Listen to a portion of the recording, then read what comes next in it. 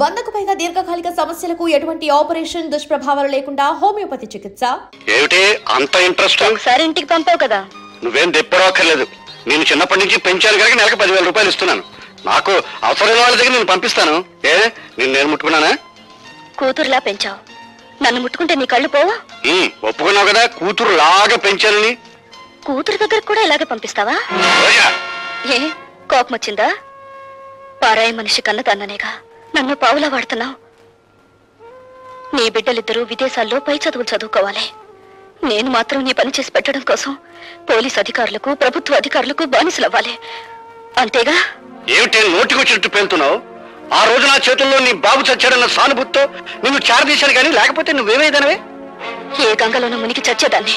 ఆహా, చూస్తూ ఉంటే నీలో ఏదో చాలా గొప్ప మార్పు వచ్చిందే. ఎవడి ప్రేమలోనే పడ్డావా లేకపోతే ఎక్స్‌పార్టీ వాడి వల్ల పడ్డావా? ఒక మహానుభావుడు నా కళ్ళు తెరిపించాడు. ఆ మహానుభావుడు పేరు భార్గవేనా? అవును. అన్యాయంగా ఆ మనిషిని మీరు జైలు పాలు చేశారు. పిచ్చి పిచ్చి వేషాలు వేయకు. నా పేరేం రాజరాజ నరేంద్రుడు కాదు, సారంగధర చరిత్రను తిప్పి రాయించడానికి. ఏరా, దాన్ని కంటికి రెప్పలా కనిపెట్టుకుంటారా అంటే ఆ భార్గవ్ గారి మీద మనసు పెట్టుకున్న సంగతి నాకు ఎందుకో చెప్పలేదు. నిన్ను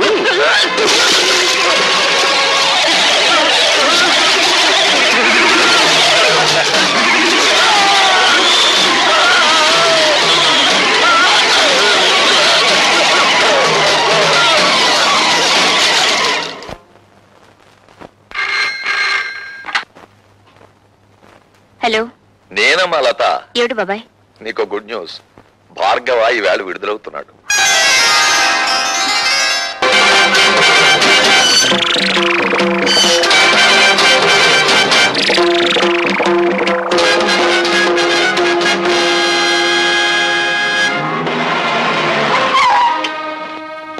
వెల్కమ్ మిస్టర్ ప్రతాపరావు. నాకు పుట్టినరోజు శుభాకాంక్షలు చెప్పడానికి వచ్చారా? పుట్టినరోజా? Of course. జైలుకు వెళ్ళక ముందు ఈ రోజు నా పుట్టినరోజు కాదు, కానీ ఈ బందికాలం నుంచి బయటపడ్డ ఈ భార్గవ్కు ఈ రోజే నిజమైన పుట్టినరోజు. మిస్టర్ భార్గవ, ఒక నిర్దోషి దోషిగా జైలు గోడల మధ్య శిక్ష అనుభవించి బయటకు వస్తే అతని మానసిక ప్రవృత్తి ఎలా ఉంటుందో ఒక పోలీస్ ఆఫీసర్ గా నేను ఊహించగలను. ప్రవృత్తిని ఊహించగలరేమో గాని ఈ రోజు నుంచి నా వృత్తిని మాత్రం మీరు ఊహించలేరు.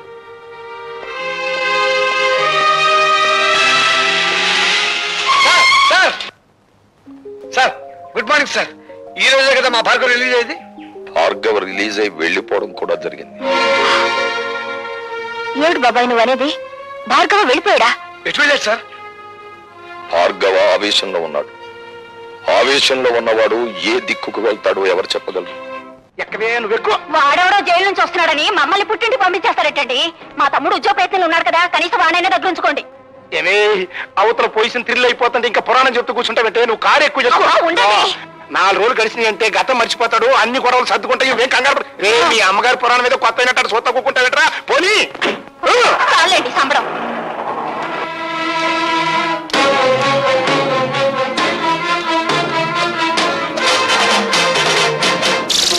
అందరినీ పంపించేశావా? పంపించేశాను. పిచ్చిగాడిదే, నిన్ను చంపితే సాక్ష్యం కూడా లేకుండా చేసుకున్నావు కదరా. నన్ను చెప్తావా? అమ్మో, ఎవరైనా ఎవరి నుంచి అయినా తప్పించుకోవచ్చు కానీ ఈ భార్గవరాముడి చేతుల్లో నుంచి తప్పించుకోలేరురా. నేను నీ పాలిటి మృత్యుదేవత. నన్ను చంపి చేయకండి బాబు, క్షమించండి. క్షమిస్తాను. విధ్వంసకాండ పూర్తయ్యాక విశ్రమిస్తాను.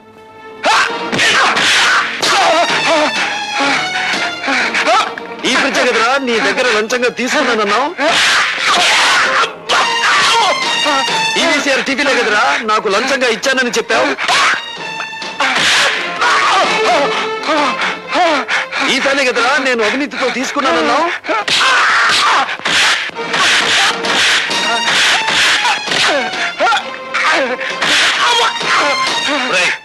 డీసీపీ ఫోన్ చేసి నేను నిన్ను కొట్టానని చెప్పి వద్దులండి చెప్పింది చెయ్యి.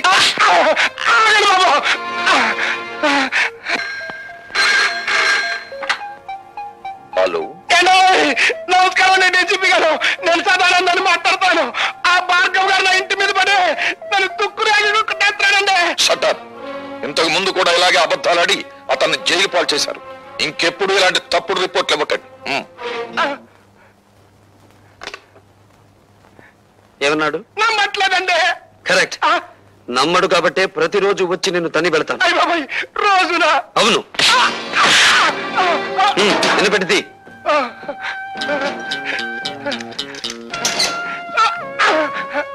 ఇది నువ్వు నాకు ఇవ్వని ఫ్రిడ్జ్, వీసీఆర్, టీవీ, ఫ్యాను కొనుక్కోవడానికి కావలసిన డబ్బు. ఇది ఇంటర్లుడిలా నిన్ను ఇంటికొచ్చి కొట్టిపోవడానికి మోటార్ సైకిల్ కొనుక్కోవడానికి కావలసిన డబ్బు. అంటే మా అల్లుడికి మా అమ్మాయికే గొలుసుకొని పెట్టలేదండి. అలాగా? ఏ అమాయకురాల్ని మోసం చేసి కేసులో నన్ను ఇరికించావు ఆ పిచ్చి కూతురికి డైమండ్ నెక్లెస్ కొనుక్కోవడానికి కావలసిన డబ్బు. ఎలా ఉంది మన థ్రిల్? అసలు థ్రిల్ అంటే ఎట్టుంటుందని ఇప్పుడే తెలిసిందండి. వస్తా. అంటే మీకంటే బందిపోట్లేనివ్వండి బాబు. అన్నయ్యడండి? ఊరంతా వెతికండి, ఎక్కడ కనిపించలేదు. కనిపించలేదా? అసలు జైలు నుంచి విడుదలయ్యాడా? అయ్యాను. నేను విడుదలవటమే కాదమ్మా, చట్టం గొడుగులో న్యాయం ముసుగులో బందీగా ఉన్న ఈ వ్యవస్థకు గుణపాఠం చెప్పబోతున్నాను.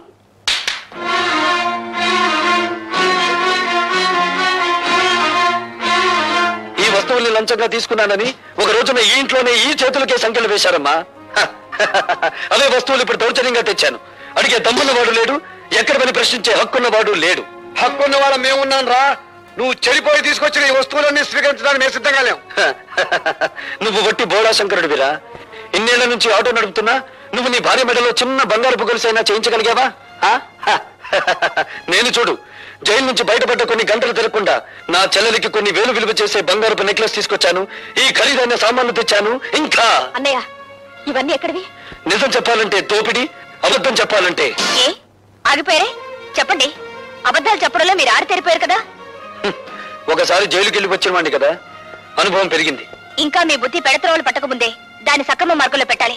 పదండి. లత, ఏమిటిది? మీరు రాకపోతే నా మీద ఒట్టే. పదండి. హలో రాభాగవ, కూర్చో. సిడాం. ఎందుకో రమ్మన్నారట? ఉద్యోగం కోసం నిన్న ఒకసారి ఇంటర్వ్యూ చేశాను, మరొకసారి ఇంటర్వ్యూ చేయాలని రమ్మన్నాను. నేను ఇంటర్వ్యూలకు వెళ్ళకూడదని నిర్ణయించుకున్నా. ఈ ఇంటర్వ్యూ ఉద్యోగం కోసం కాదు భార్గవ, నీ జీవిత భాగస్వామిని ఎంచుకోవడం కోసం.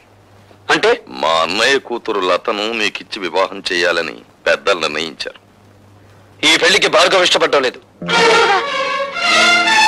భార్గవ, నీ సమాధానం అనాలోచితంగానో ఆవేశంగానో చెప్పింది కాదు. సునీతపు త్రాసులో బంగారం తూచినట్టు తూచి నిర్ణయించుకున్నది.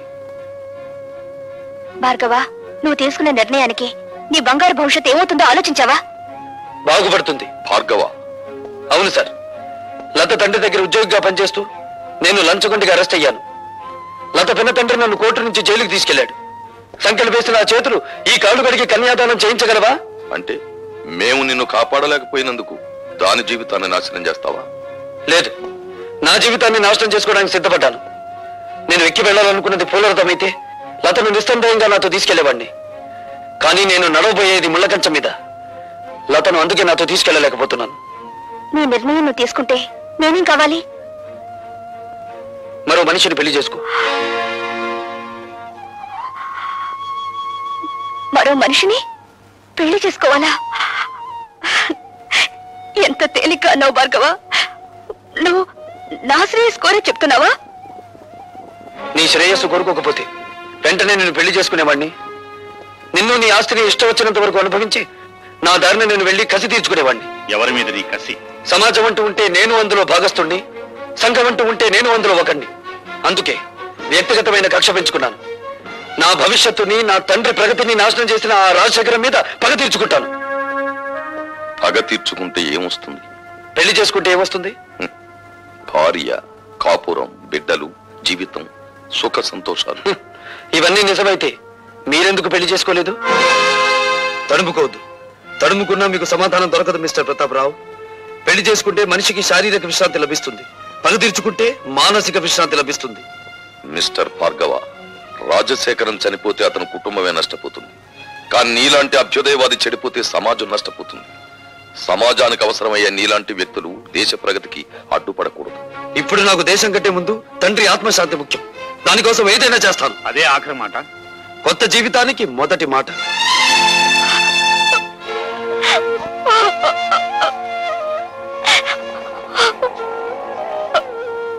ఊరుకోమా, ఊరుకో. అతను ఎంత చెప్పినా వినే మనిషి కాడమ్మా. ఆవేశం చల్లారిన తర్వాత అతనే తిరిగి వస్తాడులే.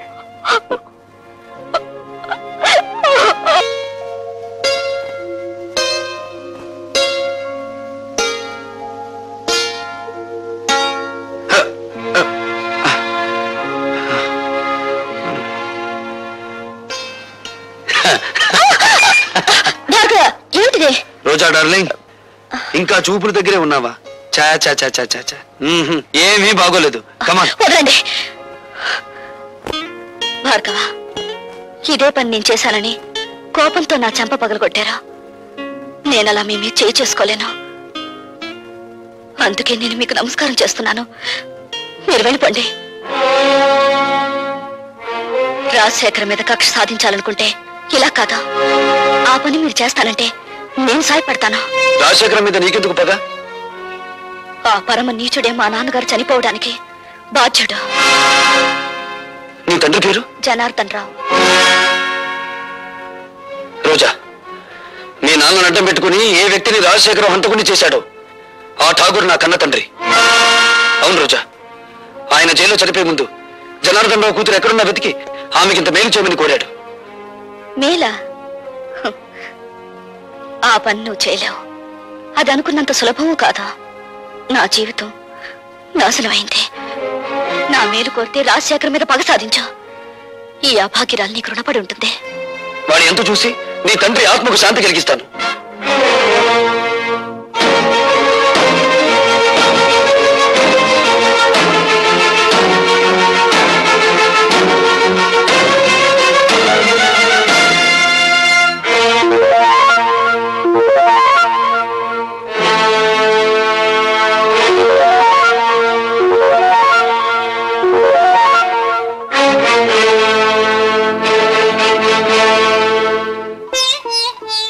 మగవాళ్లే గాని ఆడవాళ్లు రారే. ఇంతకీ ఎవరు మీరు? నీలా తీగిన గాలిపటాన్ని కాదు, నీలా ఇంగిలి విస్తరాకుని కాదు. ఉపమానాలు విసురుతున్నారు. మీరు రచయిత్రా? నేనెవరైతే నేనులే. నువ్వేం చేయకూడదో చెప్పిపోవడానికి వచ్చాను. నాకు శాసించడమే అలవాటు గాని శిరసా వహించడం అనేది చేత కాదు. ఆ పొగరే నీ కళ్ళు నీ నెత్తి మీదకి వచ్చేలా చేసింది.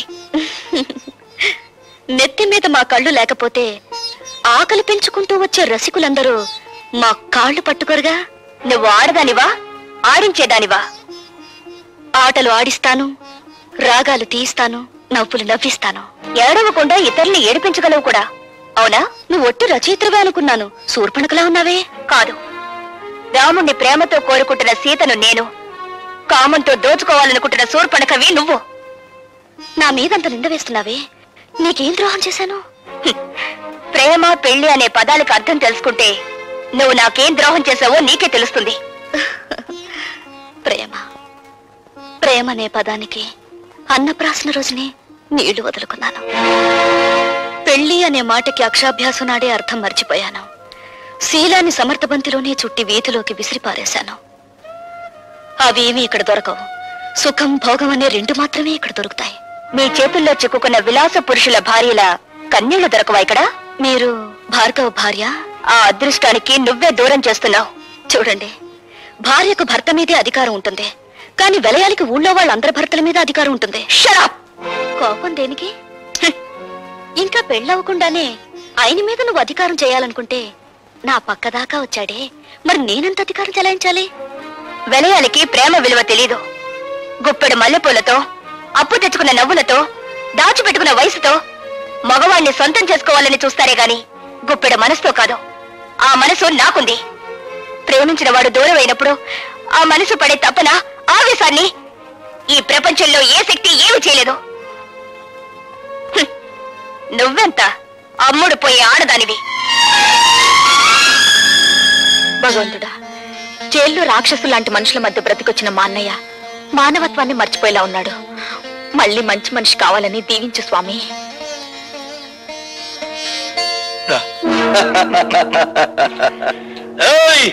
భార్గవ్ గారు బాగుపడాలని కోరుకుంటున్నారా? ఆయన మేం బాగు చేస్తాం. ఏడున్నాడో కొంచెం వివరంగా చెప్పండి. ఎవరు మీరు? ఖాళీగా ఉన్నప్పుడు కళ్ళు, రెచ్చిపోయినప్పుడు రక్తం తాగేవాళ్ళం. అంతేకాదు, శీలాలు దొయటం మా హాబీ. ఒళ్ళగా ఉంది చూడు. భార్గవ్ ఎక్కడున్నాడో చెబితే నష్టపోయేది మీరేనా చవటలా? సమట్లంటున్నాడు అన్నాడా? బ్యాటరీ మంచి పవర్ లో ఉన్నట్టుంది. కొడుకుని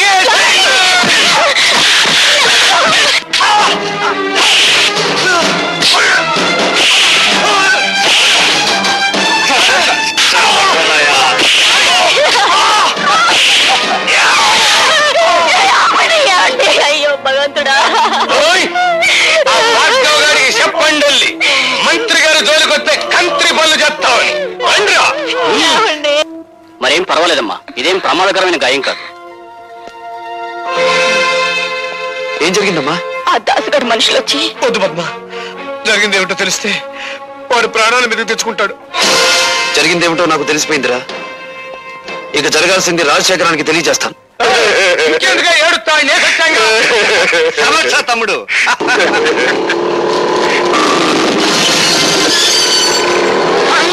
వాడు పోట్లకి ఎత్తలాగా బుసలు కొట్టుకుంటూ వచ్చేస్తున్నాడు. దాసు, వాడు లోపలికి రాకుండా ఒళ్ళు హోలంచే తమ్ముడు.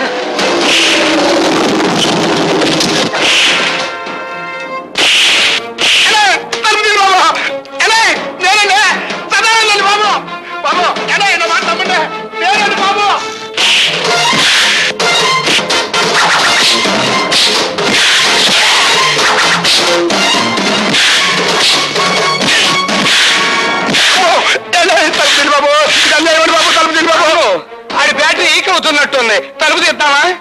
తలుపు తీస్తే అనవసరంగా భార్గవ్ గారిని మనం చంపాల్సి వస్తుంది. శవరాజకీయమా?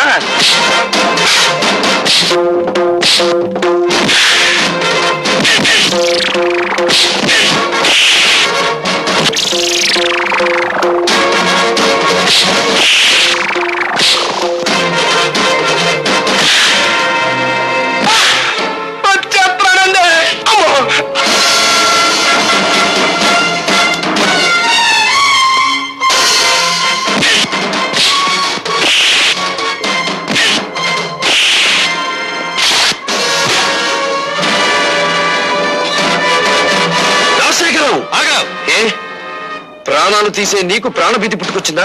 తుపాకీ చేత పట్టావు. ఇది ప్రాణభీతి కాదు, ప్రాణాలను తీసే రాజనీతి. నా ప్రాణాలు తీయడానికి నీ దమ్ములు, నీ ఇన్నపెట్టిలో ఉన్న సొమ్ములు చాలవురా. నా తల్లి శ్మశానంలో పిడికెడు బూడిదగా మారడానికి కారణం నువ్వు. నా తండ్రి నా కళ్ళ ముందే రక్తపు మడుగులో కళ్ళు మీయడానికి కారణం నువ్వు. నాకు మిగిలిన ఒక్కగాను ఒక ఆత్మీయుడు శంకరం. అతన్ని కూడా మీరు చంపాలని చూస్తే ఈ భార్గవ రాముడు కాక తప్పదురా అని ఒక్కరోజుతో నేను చంపను రాజశేఖరం. నీ పాపాలు వెలుగులోకి తెచ్చి అదంతా తేలికనుకున్నావా?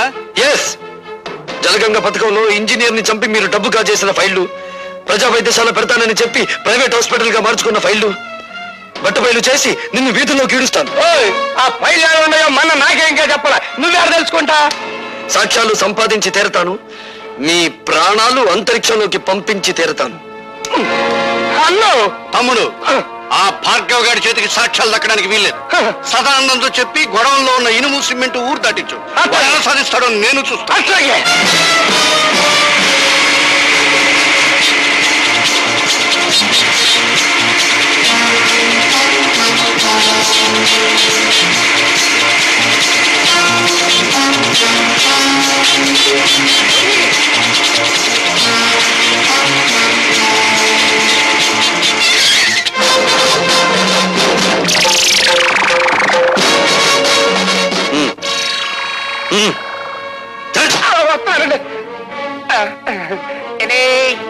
ఏంటండి? పిచ్చిగాడిద, ఊరు దాటించాల్సింది శవాల్ని గాని సాక్ష్యాల్ని కాదురా. పద పోలీస్ స్టేషన్.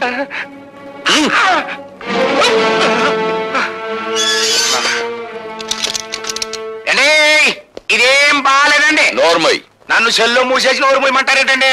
ఎంత తిరిగి నేను ఎప్పుడు చూడలేదండి. అండి, పోలీస్ మినిస్టర్ గారి దగ్గర నుంచి అయ్యి ఉంటది. పోలీస్ స్టేషన్ లో భోజనానికి ఇబ్బంది, ఓ మంచి క్యారియర్ పంపించమనండి. హలో, నేను మినిస్టర్ గారి తమ్ముడిని మాట్లాడుతా ఉన్నా. ఏమిటి? ఏంటో బ్యాటరీ మంచి ఛార్జింగ్ లో ఉందా? మా సదానందాన్ని బొక్కలో దొరికించావట. నీ ఒంట్లో ఎలా ఉంది? మనకేంటి, మన బ్యాటరీ ఎప్పుడు మంచి ఛార్జింగ్ లోనే ఉంటది. ఛార్జ్ షీట్ ఎప్పుడు పెడదావా, నువ్వెక్కడ దొరుకుతావా నేను ఎదురు చూస్తున్నాను. మినిస్టర్ గారి తమ్ముడితో మాట్లాడుతున్నానని జ్ఞాపకం పెట్టుకో. 10 ఏళ్ల క్రితం రాజుల రోజులు నడిచేయి, ఇప్పుడు రాజకీయాల రోజులు నడుస్తున్నాయి. అధికారం మాది, సొమ్ము మాది, సోకు మాది, శిక్ష కూడా మీదే. అబ్బా ఇసిగిచ్చమాహయ్యా. సదానందాన్ని వదిలేస్తావా? మొన్నయ్య చేత టెలిఫోన్ లో మాట్లాడించమంటావా? నువ్వెవరితో మాట్లాడినా వాడు 7 చువ్వలు దాటి రాడు. Put off the telephone. నీ బ్యాటరీ ఈక్స్ చేయలేకపోతే నేను మినిస్టర్ గారి తమ్ముడినే కాదు. ఏమన్నాడ్రా? జంజమాస చెంచనాకి ఫోన్ లో మాట్లాడిన తర్వాత తమ్ముడు గారి పేసు చీటపకాయలా. నేను డైరెక్ట్ గా ఫోన్ చేస్తే దాన్ని రికార్డ్ చేసి పార్టీ ప్రజలకు పంపిస్తాడేమో భయంతో నిన్ను ఫోన్ చేయమన్నాను. నే కాబట్టి సరిపోయింది. అదే నువ్వైతేరా ఆడు దులిపిందుడికి ఒళ్ళు సిర్రెక్కి ఫైనల్ గా బోనెక్కేవాడివి. ఇప్పుడు ఎలా రా? సదానందాన్ని బయటికి తీసుకురావాలి కదా. నన్ను ఒక సెలవు లేని ప్లాన్ చెప్పమంటావా? చెప్పు. శాంతి దూత అన్నదాత అయిన సదానందాన్ని అన్యాయంగా అరెస్టు చేసినందుకు గొప్ప ఊరేగింపు తీయిస్తా. అబ్బా ఊరేగింపులు రోజులు కావురా ఇవి. అన్నోయ్ శాంతంగా వెళ్తున్న ఊరేగింపులో దాసుగాడి మనుషుల్నెట్టి కొట్లు పగలగొట్టిస్తా. అబ్బా మీ లెవెల్ కి కొట్లు బడ్డీలు బద్దలు కొట్టితే బాగుండదండి.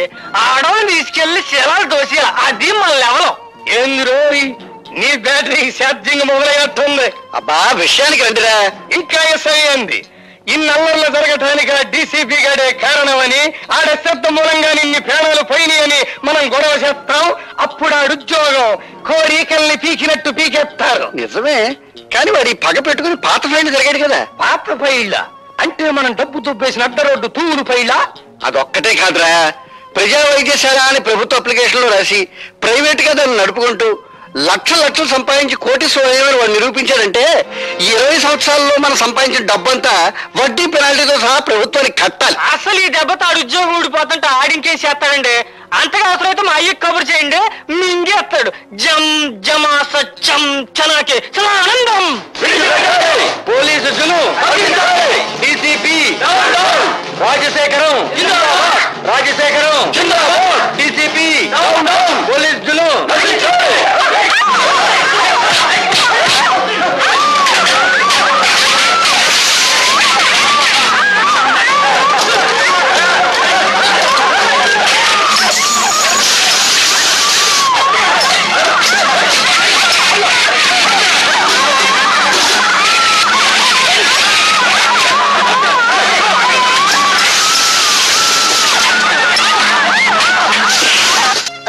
భార్గవ్ కేసు ఏమైంది? ఏమిటి అంత ఇంట్రెస్ట్? ఒకసారి ఇంటికి పంపావు కదా. నువ్వేం తెప్పడక్కర్లేదు. నేను చిన్నప్పటి నుంచి పెంచాను కనుక నెలకు 10,000 రూపాయలు ఇస్తున్నాను. నాకు అవసరమైన వాళ్ళ దగ్గర నేను పంపిస్తాను. నేను ముట్టుకున్నానా? కూతురులా పెంచావు, నన్ను ముట్టుకుంటే నీ కళ్ళు పోవా? ఒప్పుకున్నావు కదా కూతురు లాగా పెంచానని. కూతురు దగ్గర కూడా ఇలాగే పంపిస్తావా? ఏ కోపం వచ్చిందా? పారాయి మనిషి కన్నదాన్ననేగా నన్ను పావులా వాడుతున్నావు. నీ బిడ్డలిద్దరూ విదేశాల్లో పై చదువులు చదువుకోవాలి. నేను మాత్రం నీ పని చేసి పెట్టడం కోసం పోలీస్ అధికారులకు ప్రభుత్వ అధికారులకు బానిసలవ్వాలి, అంతేగా? ఏమిటి నోటికొచ్చినట్టు పేలుతున్నావు? ఆ రోజు నా చేతుల్లో నీ బాబు చచ్చాడన్న సానుభూతితో నిన్ను చారదీశాను కానీ లేకపోతే నువ్వేమైదానవే? ఏ గంగలోనూ మునిగి చచ్చేదాన్ని. ఆహా, చూస్తూ ఉంటే నీలో ఏదో చాలా గొప్ప మార్పు వచ్చిందే. ఎవడి ప్రేమలోనే పడ్డావా లేకపోతే ఎక్స్పర్ట్ వాడి వల్ల పడ్డావా? ఒక మహానుభావుడు నా కళ్ళు తెరిపించాడు. ఆ మహానుభావుడు పేరు భార్గవేనా? అవును, అన్యాయంగా ఆ మనిషిని మీరు జైలు పాలు చేశారు. పిచ్చి పిచ్చి వేషాలు వేయకు. నా పేరేం రాజరాజ నరేంద్రుడు కాదు, సారంగధర చరిత్రను తిప్పి రాయించడానికి. ఏరా దాన్ని కంటికి రెప్పలా కనిపెట్టుకుంటారా అంటే ఆ భార్గవ్ గారి మీద మనసు పెట్టుకున్న సంగతి నాకు ఎందుకో చెప్పలేదు నిన్ను.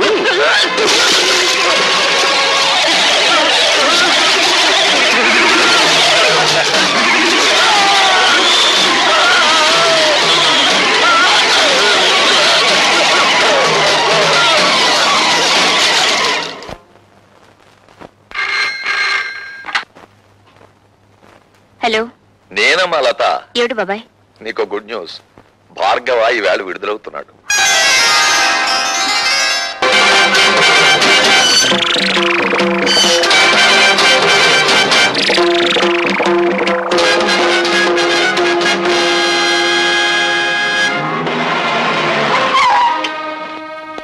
Welcome mister Pratap Rao.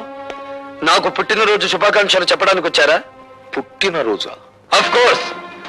జైలుకు వెళ్ళక ముందు ఈ రోజు నా పుట్టినరోజు కాదు, కానీ ఈ బందికాలం నుంచి బయటపడ్డ ఈ భార్గవ్కు ఈ రోజే నిజమైన పుట్టినరోజు. మిస్టర్ భార్గవ, ఒక నిర్దోషి దోషిగా జైలు గోడల మధ్య శిక్ష అనుభవించి బయటకు వస్తే అతని మానసిక ప్రవృత్తి ఎలా ఉంటుందో ఒక పోలీస్ ఆఫీసర్ గా నేను ఊహించగలను.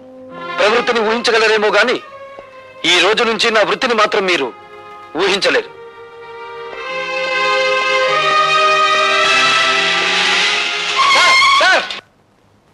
Sir good morning sir. ఈ రోజే కదా మా భార్గవ్ రిలీజ్ అయింది. భార్గవ రిలీజ్ అయి వెళ్లిపోవడం కూడా జరిగింది. ఏడు బాబాయ్ నువ్వు అనేది? భార్గవ వెళ్ళిపోయాడా? ఎటు వెళ్ళాడు సార్? భార్గవ ఆవేశంలో ఉన్నాడు. ఆవేశంలో ఉన్నవాడు ఏ దిక్కుకు వెళ్తాడో ఎవరు చెప్పగలరు? ఎక్కడే నువ్వు ఎక్కువ. వాడెవడో జైలు నుంచి వస్తున్నాడని మమ్మల్ని పుట్టింటి పంపించేస్తారటండి. మా తమ్ముడు ఉద్యోగ ప్రయత్నంలో ఉన్నాడు కదా, కనీసం వాడైనా దగ్గర ఉంచుకోండి. ఏమే అవతల పొజిషన్ థ్రిల్ అయిపోతుంటే ఇంకా పురాణం చెప్తూ కూర్చుంటావంటే నువ్వు కారు ఎక్కువ చెప్తావు. 4 రోజులు గడిచినాయి అంటే గతం మర్చిపోతాడు, అన్ని గొడవలు సర్దుకుంటాయి. ఏం కంగారు రే, మీ అమ్మగారి పురాణం మీద కొత్త అయినట్టు సొత్త కూకుంటావేట్రా పోనీ. చాలండి సంబరం.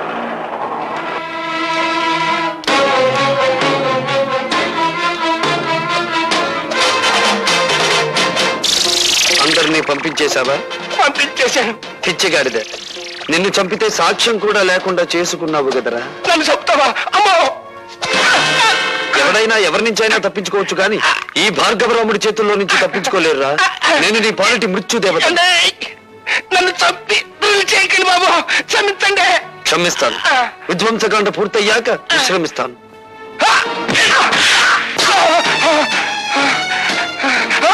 ఈ ప్రజ కదరా నీ దగ్గర లంచంగా తీసుకున్నానన్నావు. ఈవీసీఆర్ టీవీలో కదరా నాకు లంచంగా ఇచ్చానని చెప్పావు. ఈసారి కదరా నేను అవినీతితో తీసుకున్నానన్నావు.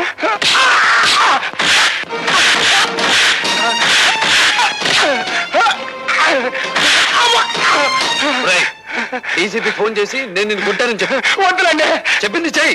బాబు.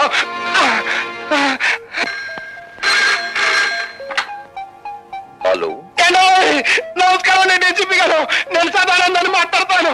ఆ భార్గవ్ గారు నా ఇంటి మీద పడి నన్ను తుక్కురాడండి. షటప్. ఇంతకు ముందు కూడా ఇలాగే అబద్ధాలాడి అతన్ని జైలు పాలు చేశారు. ఇంకెప్పుడు ఇలాంటి తప్పుడు రిపోర్ట్లు ఇవ్వకండి. ఏమన్నాడు? నమ్మట్లేదండి. కరెక్ట్.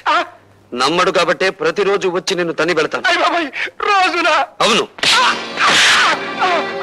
వినపెడితే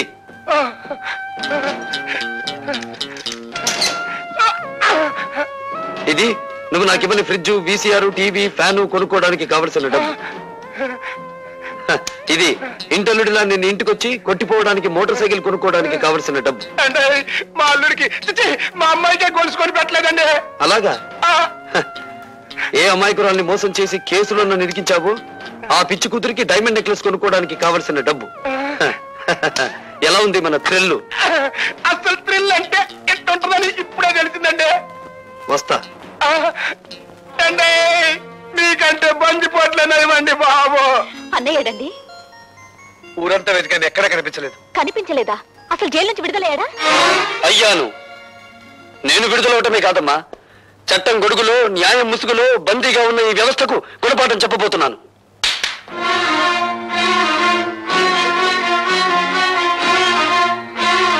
ఈ వస్తువుల్ని లంచంగా తీసుకున్నానని ఒక రోజున ఈ ఇంట్లోనే ఈ చేతులకే సంఖ్యలు వేశారమ్మా.